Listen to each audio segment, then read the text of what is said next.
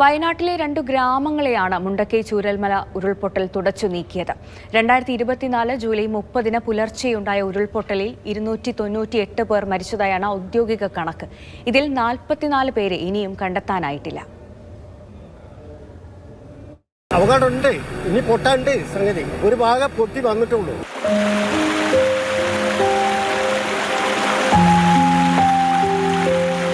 ഈ താൽക്കാലിക പാലം കാണുന്ന ഭാഗത്തായിരുന്നു പുഞ്ചിരിമട്ടത്ത് പഴയ പാലം ഉണ്ടായിരുന്നത്.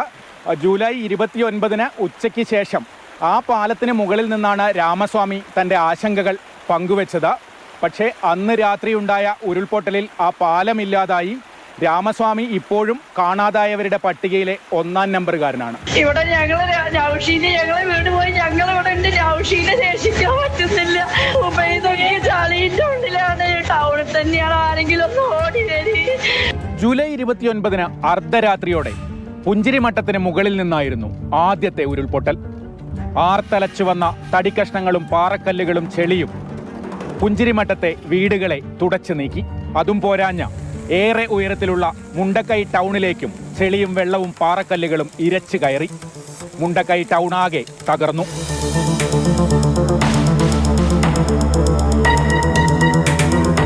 ആർത്തലച്ചു വന്ന ഉരുളിന്റെ ശക്തിയിൽ മീറ്ററുകൾ താഴെയുള്ള സീതമ്മക്കുണ്ടിൽ നിന്ന് അടിച്ചു കയറി വന്നതാണ് ഈ കൂറ്റൻ പാറക്കല്ല്. മുണ്ടക്കൈ മസ്ജിദിന് മുകളിൽ ഇപ്പോഴും ഈ പാറക്കല്ല് അങ്ങനെ തന്നെയുണ്ട്. ആ ഉരുളിന്റെ ശക്തിയിൽ മുണ്ടക്കൈ ടൗണിലെ മസ്ജിദും മറ്റനേകം കെട്ടിടങ്ങളും തകർന്നടിഞ്ഞു.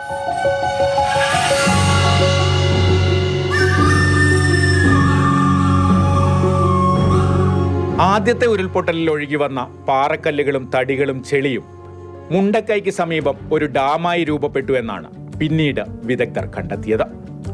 അവിടെ നിന്നായിരുന്നു രണ്ടാമത്തെ പൊട്ടൽ. സംഹാര രൂപം പൂണ്ട പുന്നപ്പുഴ താഴെ ചൂരൽമലയെ വിഴുങ്ങി. ചൂരൽമല പാലം ഒഴുകിപ്പോയതോടെ മുണ്ടക്കൈ മേഖല ഒറ്റപ്പെട്ടു.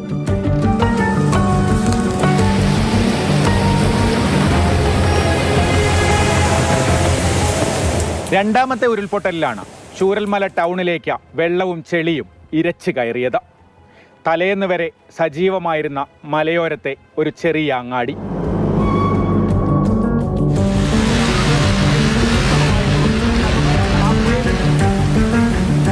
ചൂരൽമലയിലെ ഏറ്റവും പ്രധാനപ്പെട്ട ജനവാസ മേഖലയായിരുന്ന സ്കൂൾ റോഡിനെ ഉരുൾപൊട്ടൽ തകർത്ത് തരിപ്പണമാക്കി. ഇവിടെയാണ് ഏറ്റവും കൂടുതൽ വീടുകൾ തകർന്നത്. 130-ലധികം വീടുകളാണ് ഉരുൾപൊട്ടലിൽ തകർന്നുപോയത്. നിരവധി ജീവനുകൾ നഷ്ടപ്പെട്ടു.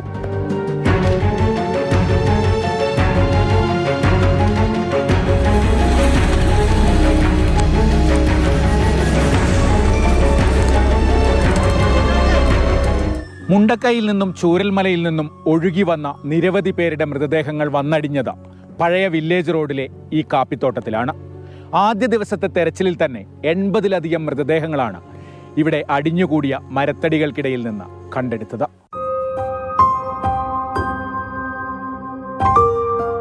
ദുരന്തത്തിന്റെ ആഘാതം മലപ്പുറം ജില്ലയിലേക്കും എത്തി. പുന്നപ്പുഴ ചെന്നു ചേരുന്ന ചാലിയാർ മൃതദേഹവാഹിനിയായി. 80 പേരുടെ മൃതദേഹങ്ങളും നിരവധി പേരുടെ മൃതദേഹാവശിഷ്ടങ്ങളുമാണ് ചാലിയാറിൽ നിന്ന് കണ്ടെത്തിയത്.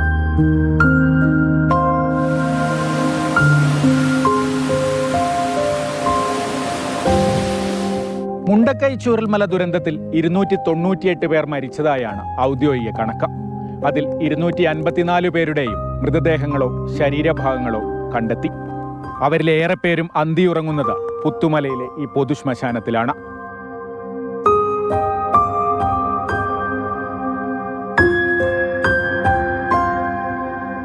തലേന്ന് ദുരന്തം പ്രവചിച്ച രാമസ്വാമി ഉൾപ്പെടെ 44 പേർ ഇപ്പോഴും കാണാമറയത്താണ്. അവർ മരിച്ചതായി കണക്കാക്കി സർക്കാർ ഉത്തരവിറക്കുകയായിരുന്നു. പ്രജോഷ് കുമാറിനൊപ്പം കമൽ, മാതൃഭൂമി ന്യൂസ്, വയനാട്.